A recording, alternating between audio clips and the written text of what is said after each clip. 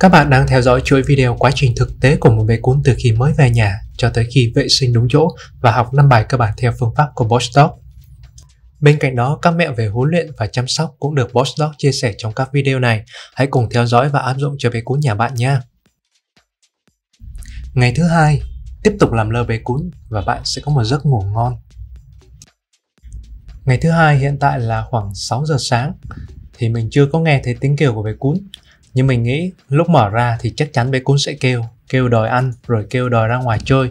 Vì mình cũng không biết là ở nơi nuôi cũ, chủ cũ bé cún thì chăm sóc bé cún theo cách nào. Có phải bé cún kêu lên là sẽ có người dọn vệ sinh rồi có người cho ăn hay không, nên là mình cứ bình tĩnh thôi. Trong nhà thì có sẵn hai bé cún lớn, nhưng mà hai bé cún này thì nghe hiểu cơ bản tương đối tốt, nên là buổi sáng dậy không có bị phấn khích quá khiến cho bé cún kia cũng bị kích động theo. Tất cả mọi người bình tĩnh, bạn bình tĩnh, mọi người trong nhà bình tĩnh, thú cưng ở trong nhà cũng sẽ bình tĩnh. Thì như vậy bé cún mới sẽ học theo cái thái độ điềm tĩnh của mọi người trong nhà. Rất nhiều trường hợp chia sẻ và mình phát hiện ra rằng bé cún bị tăng động và kích động theo chính cái người chủ. Người chủ là cái người tăng động trước, rồi sau đó bé cún bị kích động theo. Bây giờ là bé cún đang bị kích động nên là mình không có dọn vệ sinh, không có lấy đồ cho ăn, cũng không vuốt ve, không trả lời. Mình đi chỗ khác mình làm lơ. Mình sẽ để cho bạn xem camera để xem là bé cún kêu trong bao lâu. Bạn nào chuẩn bị nuôi cún thì có thể nghe luôn cho quen, vì có 1-2 phút cần phải làm lơ bé cún thôi. Nếu như chúng ta không có đủ kiên nhẫn thì bạn sẽ phải nghe bé cún rên rỉ cả tiếng đồng hồ hoặc là suốt cả đêm. Nên là cố gắng một vài phút trong cái video này thôi.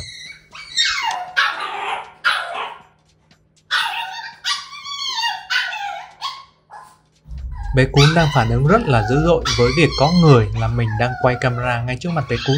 Mặc dù mình có làm lơ, nhưng bé cún có thể làm theo cái thói quen cũ là thấy có người là gào lên, xô cái cửa chuồng là lại đây, nhanh lên, mở cửa ra, dọn vệ sinh đi, cho ăn đi, thả ta ra cho chơi đi, tại sao lại không làm gì hết. Bé cún sẽ gào lên làm sao cho mình chịu không nổi, mình phải đáp ứng theo cái nhu cầu bé cún. Nhưng chính cái lúc này nếu như bạn đầu hàng thì toàn bộ cuộc đời nuôi cún của bạn sẽ chìm trong tiếng kêu sủa của bé cún một cách dữ dội, một cách ám ảnh luôn.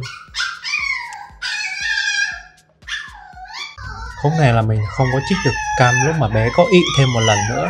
Mà từ lúc thức dậy là 5 giờ 57 phút tới giờ 6 giờ 2 phút là mới khoảng 5 phút thôi. Như vậy là bé cún kêu về bé cún đang mắc đi vệ sinh. Bé cún muốn được đi vệ sinh ở bên ngoài.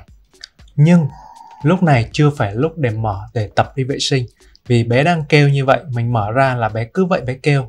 Mắc hay không mắc bé cũng sẽ kêu để được mở cửa ra. Nên là ngày đầu tiên và ngày thứ hai chưa cần lo đến vấn đề đi vệ sinh. Khúc này là êm hơn rồi nè, bé cún chỉ hơi rên rỉ xíu thôi, chứ không có gào rú rồi đẩy chuồng rồi kêu ầm ĩ giống hồi nãy nữa. Điềm tĩnh như vậy là đạt tiêu chuẩn để mình quay lại tương tác với bé cún. Và đầu tiên thì mình sẽ dọn vệ sinh cái phần ở phía dưới cho đỡ mùi. Kiểm tra phân của bé cún tương đối ok. Rồi, an tâm về sức khỏe của bé cún. Giờ sẽ lấy đồ ăn. Sẽ có nhiều bạn nuôi cún không có môi chuồng vì có thể là điều kiện kinh tế, hoặc là bạn nghĩ rằng mình sẽ thả bé cún tự do chứ không có nhốt như vậy là tội lắm. Nhưng cái mà bạn đáng chi nhất, cái đáng tiền nhất, hữu dụng nhất cho bạn chính là cái chuồng. Một trong số những thứ cần phải mua khi mới bắt đầu nuôi cún. Nó sẽ giúp cho bạn tập bé cún bớt kêu sủa này, rồi tới đi vệ sinh đúng chỗ này, sinh hoạt theo giờ này, tập những cái bài cơ bản. Tất cả mọi thứ sẽ được tập bài bản hỗ trợ bởi cái chuồng, nên là rất khuyến khích mọi người có chuồng cho bé cún. Vì trong suốt nhiều năm mà tư vấn nuôi dạy các bé cún của Boss Dog thì 80% đến từ việc thả tự do từ những ngày đầu tiên, rồi 20% còn lại có chuồng nhưng lại không xài, vẫn thả bên ngoài. Nên là mọi người chú ý nha. Khúc này có đồ ăn, mọi người quan sát cái biểu hiện bé cún nha. Rất nhanh chóng trở về trạng thái điềm tĩnh.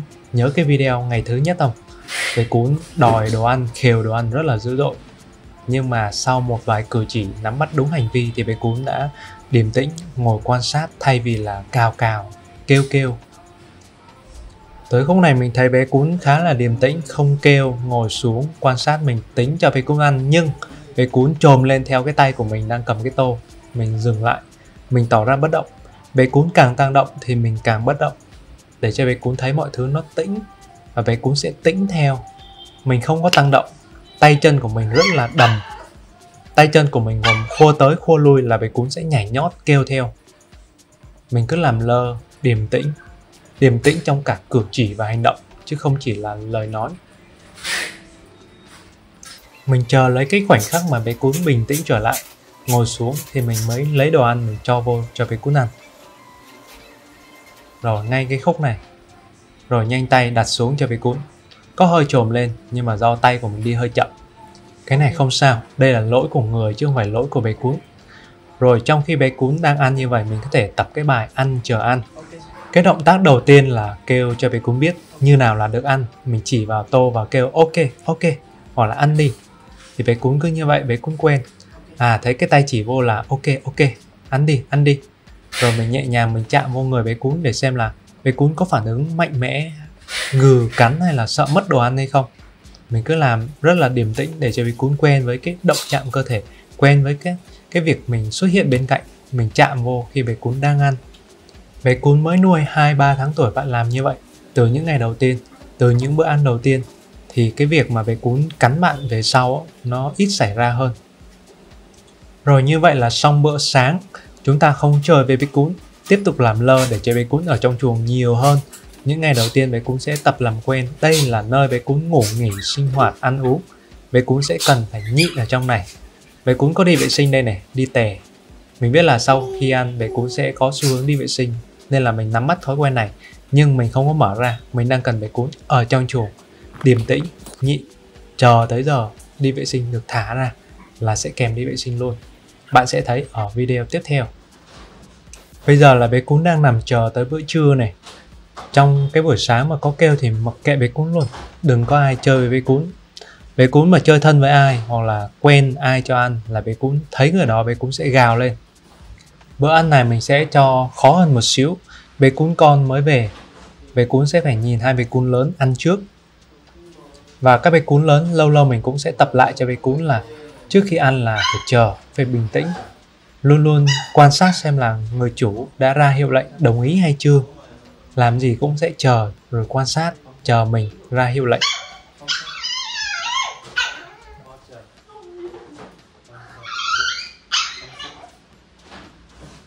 Cái việc mà ăn, có chờ ăn, có thứ tự như vậy sẽ cho bạn trở thành vượt qua cả con đầu đàn. Đó là người chủ, người hướng dẫn cho bé cún. Mọi người hay nói là mình phải mạnh hơn bé cún, mình phải chiếm lấy cái đồ ăn, mình phải trở thành con đầu đàn này kia. Đó là dùng sức mạnh.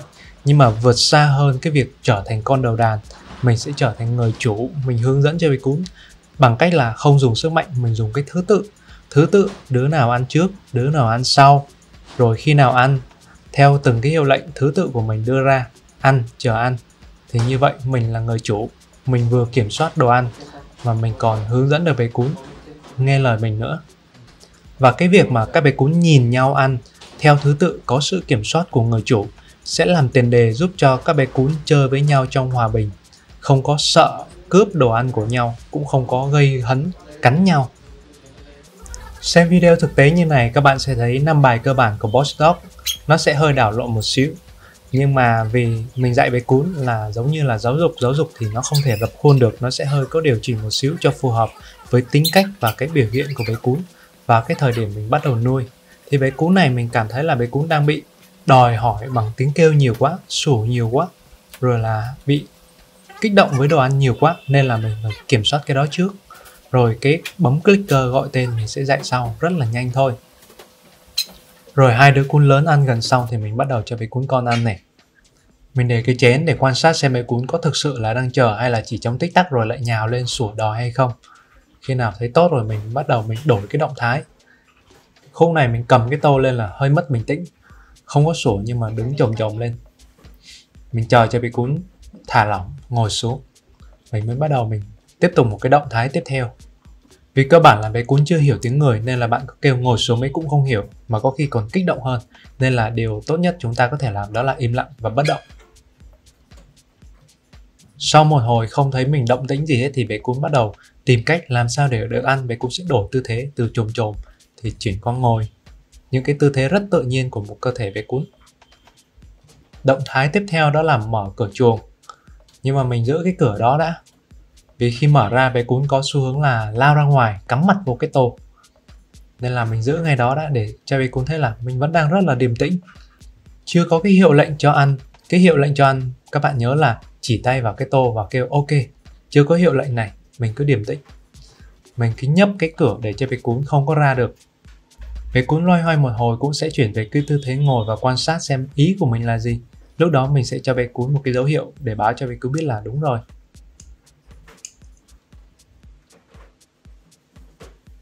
Và các bạn cùng quan sát nha. Cửa đang mở, bé cún ngồi xuống, không có lao ra, nhìn mình. Rất tốt, mình đưa vô và kêu ok. Kèm động tác ám hiệu tay là chỉ vô cái miệng tôi. Ok, ok. Cứ nhẹ nhàng, không cần làm mạnh, chỉ cần cho bé cún thấy là ok, ám hiệu tay, hiệu lệnh. Cùng lúc với việc mà được ăn, thì lần sau bé cún sẽ chờ ra được cái ám hiệu này, bé cún mới lao vô ăn. Đó là dạy ăn trước rồi chờ ăn sau. Rồi ăn xong thì làm sao? Ăn xong thì vẫn phải chờ, chứ không có lao đi chơi, cũng chưa có đi vệ sinh. Chờ và quan sát đã, rất điềm tĩnh, không đòi thêm. Rồi sau đó mình nhẹ nhàng mình đóng cửa lại. Hồi sau mình có ngồi chơi thêm với hai bé cún lớn để cho bé cún con quan sát. Về cơ bản là bé cún con như một đứa trẻ sẽ quan sát những thành viên khác ở trong đàn làm gì thì nó sẽ học theo. Vậy nên sau một ngày bình tĩnh với mình rồi thì mình sẽ cho bé cún thấy là mình và hai bé cún kia chơi rất là điềm tĩnh, thong thả, nhẹ nhàng, không có nhốn nháo, không có tăng động, không có sủa ầm ĩ lên. Thì bé cún con cứ vậy mà quan sát rồi lần sau sẽ bắt chước làm theo. Cứ như vậy là sẽ được một cái bước đầu tiên, đó là với khoảng cách gần, bé cún không có đòi mình, không có kêu sủa ầm ĩ nữa. Rồi sau đây mình sẽ cho các bạn xem một khúc camera mà bé cún kêu sủa đòi rất là nhiều khi mình rời đi. Vì mình là cái người cho ăn mấy bữa vừa rồi nên bé cún bắt đầu thân hơn và đòi nhiều hơn. Mình sẽ để nguyên cái camera khúc này cho nó chân thực. Vì bé cún cứ nhéo nhéo lên vài tiếng rồi bé cún lại thôi.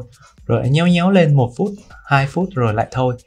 Thì các bạn tưởng tượng nếu như ban ngày mình không có tập làm lơ cho bé cún thì đến đêm bé cún cứ như vậy làm sao mình ngủ, đúng không? Nên là ban ngày chịu khó, ngày 1, ngày 2 làm lơ bé cún đi. Rồi trong video này bạn sẽ thấy được thành quả là ban đêm bé cún ngủ rất là êm. Bạn nào mà mới chưa có nuôi cún thì nên nghe cho quen. Còn bạn nào mà nghe cún sủa kêu quen rồi thì chúng ta có thể tua thêm khoảng 3 phút nữa để tới cái bữa ăn tối của bé cún và xem thành quả bé cún ngồi chờ bình tĩnh như nào khi chúng ta mở cửa và để đồ ăn trước mặt bé cún.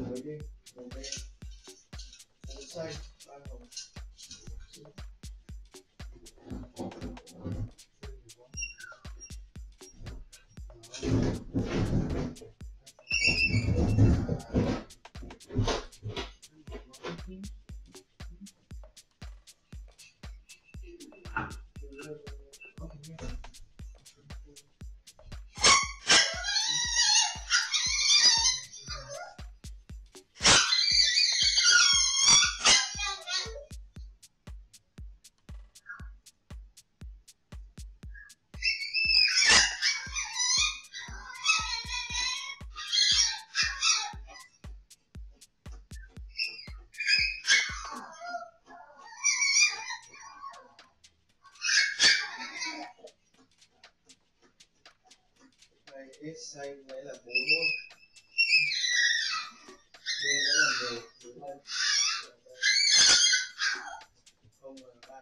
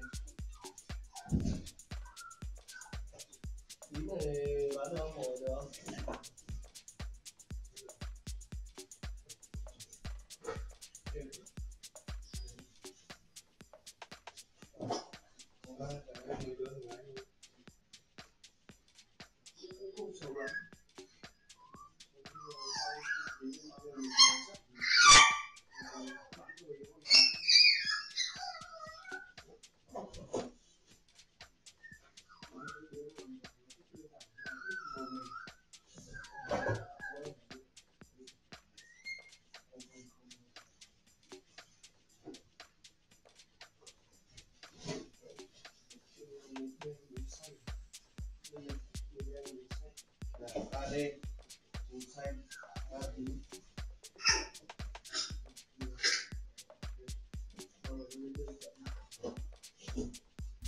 Và đây là bữa tối cho bé cún. Các bạn nhớ duy trì men tiêu hóa cho mỗi bữa ăn hoặc là nước uống cho bé cún để hệ tiêu hóa của bé cún được khỏe mạnh hơn, có thêm sức đề kháng nha. Cứ như vậy bé cún ngồi bình tĩnh quan sát, vì bình thường có mình hay không có mình ở đây mình cũng làm lơ, nên là bé cún cũng dần hiểu ra là kêu lên không có ích gì cả.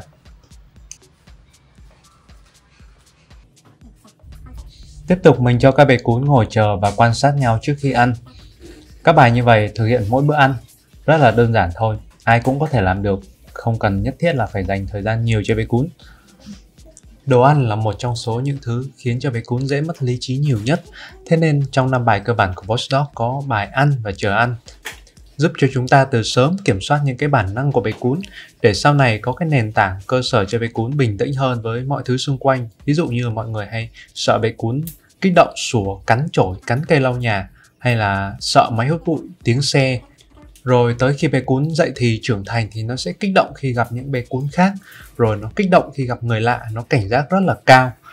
Tới lúc đó mới bắt đầu tìm cách để xử lý thì rất là khó khăn cho cái người chủ mà chưa có kinh nghiệm, mà mời huấn luyện viên hay là gửi đi trường huấn luyện thì nó cũng rất là vất vả và tốn kém rất là nhiều tiền.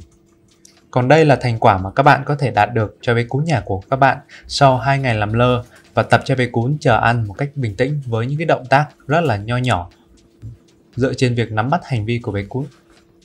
Rồi khi ăn nhớ báo hiệu lệnh là ok, cộng ám hiệu tay chỉ vào ok cho ăn. Thì lần sau bé cún nhớ và bé cún nghe theo đúng cái hiệu lệnh này, bé cún mới lao vào lấy đồ ăn. Thì chờ ăn như vậy thì cũng sẽ lấy cơ sở được sau này chúng ta tập cắn nhả, thì chúng ta kêu chờ, chưa được cắn thì bé cún có cái cơ sở từ lúc tập ăn rồi, thì đến lúc cắn nhả nó dễ hơn rất là nhiều. Bé cún vẫn ăn rất là nhanh, nhưng các bạn hãy quan sát thêm một xíu, khi ăn xong thì bé cún sẽ làm gì. Hãy đoán xem bé cún sẽ ở lại ngồi chờ hay là bé cún lao ra ngoài bỏ chạy. Hãy cùng xem nha. Rồi, ăn xong rồi, cất chén đi. Mình cứ ngồi bình tĩnh thôi, mình không có cần làm động tác gì hết. Bé cún thả lỏng, ngồi xuống. Bé cún không có lao ra vì bé cún bắt đầu quen cái chuồng rồi. Tối ngày thứ 2 thì mình lắp cho bé cún một cái đèn sưởi, đúng ra là phải lắp từ ngày đầu tiên kìa. Và đèn sưởi thì sử dụng trong rất nhiều trường hợp, nhiều hơn là chúng ta nghĩ. Thứ nhất là để sưởi ấm vào buổi đêm khi nhiệt độ xuống thấp. Thứ hai nữa là chúng ta nuôi trong phòng máy lạnh thì chúng ta cũng cần cho bé cún làm quen dần dần, có một góc để nó giữ cái thân nhiệt được điều hòa hơn. Rồi ngay sau khi chúng ta tắm xong cho bé cún, chúng ta cũng nên để bé cún ở gần đèn sưởi để giữ ấm cái thân nhiệt, để tránh cái trường hợp bé cún bị nhiễm lạnh bất ngờ. Rồi một cái thú vị nữa của đèn sưởi nhiệt năng đó là nó có UVB. Các bạn biết UV thì không tốt cho da con người, nhưng con người vẫn phải sưởi nắng vào buổi sáng sớm, đó là lấy cái UVB trong cái chùm tia UV để giúp cho cơ thể tổng hợp vitamin D và hấp thụ canxi tốt hơn. Do đó nếu như chúng ta không có thời gian cho bé cún phơi nắng vào buổi sáng sớm thì chúng ta có thể sử dụng đèn sưởi để hỗ trợ một phần. Cái bữa thứ hai trước khi đi ngủ mình sẽ vệ sinh cái phần bụng, tắm cái phần bụng cho bé cún. Tai thì dơ nhưng ngày mai sẽ xử lý, từ ngày thứ 3 đó. Còn hiện tại là cái phần bụng dính nhiều nước tiểu quá nên là bé cún sẽ bị nấm, nên mình sẽ tắm cái bụng trước, cái chân và cái bụng. Còn cái người và cái phần đầu thì mình sẽ không có tắm. Các bạn cứ làm nhẹ nhàng từng bước, tiếp cận từ từ thì bé cún không có bị sợ và ghét khi tắm. Thậm chí sau này tụi nó còn khoái tắm nữa cơ. Bạn nào muốn xem kỹ hơn, chi tiết hơn thì có một video cách tắm cho các bé cún của Watchdog, mình sẽ để cái hình đây, các bạn kiếm vào xem nha. Có nhiều trường hợp mọi người bị mắc sai lầm khi mới đưa cún về, thấy nó dơ quá, nó bị dính nước tiểu rồi dính phân, cái đem ra tắm mà sấy không biết là có kỹ hay không, rồi cộng thêm không có đèn sưởi nữa, nên là bé cún thường bị viêm phổi và trường hợp nguy hiểm đến tính mạng là 50%. Vì bé cún khi mà bị viêm phổi là tụi nó sẽ bỏ ăn luôn, và như vậy là rất nguy hiểm đến tính mạng của bé cún. Nên là cố gắng là chúng ta chỉ rửa 4 chân của bé cún, sau đó sấy cộng với đèn sưởi. Nếu có đầy đủ thì chúng ta sẽ làm cho bé cún. Rồi đây, các bạn thấy là bé cún làm quen với máy sấy tốt hơn ngày hôm qua rồi. Rất là thoải mái, không có cắn, không sợ, không bỏ chạy. Cứ nhẹ nhàng, điềm tĩnh thì mọi thứ sẽ được giải quyết. Sấy xong thì sẽ vệ sinh một xíu về cái phần khóe mắt này. Cái này thì xử lý sau chứ không có lo. Rồi khóe mắt, rồi nếu như bạn nào muốn thơm tho sạch sẽ thì mình sẽ sử dụng thêm cái phấn tắm khô cho bé cún. Nó vừa hút ẩm lại vừa mang lại cái mùi thơm tức thì, giúp cho lông của bé cún tơi hơn và mềm mại hơn. Rồi cuối cùng điều mọi người mong chờ nhất cuối ngày đã tới, đó là mọi người đặt câu hỏi: sau 2 ngày làm lơi như vậy, buổi đêm bé cún ngủ có ngon hay không? Nên mình đã quyết định đặt một cái camera để cho mọi người coi một cách rõ ràng và thực tế nhất trong suốt từ lúc mình đi ngủ là 23 giờ cho tới 6 giờ sáng thì bé cún có thức dậy, có kêu sủa hay không. Tất nhiên video gốc mình sẽ up riêng vì nó dài tới 6 tiếng 7 tiếng lận. Còn video này mình sẽ rút ngắn và cho các bạn biết kết quả là bé thức dậy và kêu 3 lần, mỗi lần kéo dài 2 đến 3 phút thôi, không có quá lâu. Ngay cái khúc này là khoảng 1:30 sáng là bé cún mắc đi ị. Bé cún bồn chồn và mong muốn là có người mở ra cho bé cún đi. Mình nghĩ là như vậy. Nhưng mà tất nhiên là mình sẽ làm lơ rồi. Mọi người khi mới nuôi cún thì thường nghĩ rằng bé cún kêu inh ỏi nên là mới có vài giây thôi là đã chạy ra ngoài rồi. Nhưng thật ra mình chỉ cần chờ 1 phút, 2 phút. Các bạn tính cái thời gian thực tế mà các bạn xem ở trên cái camera, cái thời gian của camera bạn sẽ thấy nó chỉ kéo dài trong khoảng 2 phút đồng hồ thôi. Nhưng mà vì buổi đêm mọi người rất là nóng lòng, mọi người nghĩ rằng bé cún kêu quá nhiều, trong khi chỉ cần cố gắng kiên nhẫn thêm khoảng một vài giây nữa là bé cún xong, bé cún sẽ đi ngủ. Nhân tiện đây cũng nói với những bạn mới nuôi cún là cần phải có cách chuồng. Bé cún đi vệ sinh xong nó sẽ lọt xuống dưới chứ không có bị đạp chây chết, dính lên người bé cún rồi nó bị nhiễm bệnh, nhiễm nấm. Cái ngày đầu tiên mà các bạn coi video số 1 đó là chưa có đặt camera, nhưng mà bé cún cũng chỉ có ý éo vài tiếng lúc mà đi vệ sinh vậy thôi. Mình nghĩ là mọi người đều có thể sắm một cái camera như vậy, rất là tiện. Nửa đêm mình có nghe tiếng kêu thì mình mở lên xem bé cún có thật sự là bị cái gì hay không, hay là thật ra nó chỉ có đi vệ sinh. Về chi phí của một camera thì khoảng 500.000. Tính ra thì nó không có đáng bao nhiêu so với cả cái đống đồ chơi hay là những cái đồ ăn vặt mà bạn mua cho bé cún đâu.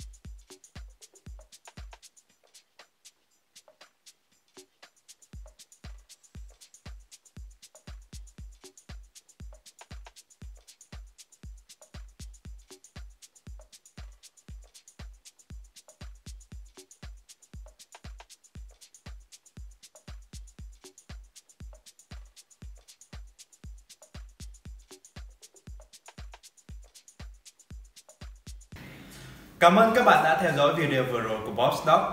Bạn cũng có thể xem thêm rất nhiều các video dạy cuốn khác ở trong kênh YouTube của Boss Dog, hoặc tìm kiếm ở bất cứ nơi đâu với từ khóa Boss Dog cộng với vấn đề mà các bạn gặp phải ở bé cuốn nhà các bạn.